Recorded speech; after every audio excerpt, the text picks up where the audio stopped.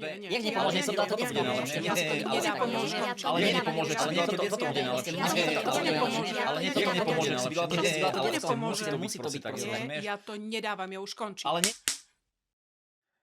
Priatelia, veľa rodičov sa ma pýta na nejaké poučky k výchove, podľa ktorých by sa vedeli správať. Samozrejme, v knihách nájdete veľmi veľa poučiek, ktoré ale nie vždy platia, alebo teda vo väčšej miere neplatia práve pre výchovu, ale je jedna poučka, podľa ktorej, keď sa vy budete správať a hlavne, keď podľa nej naučíte správať sa vaše deti, budú mať oni skvelé detstvo a vy budete mať skvelú rodinu a budete pokojní.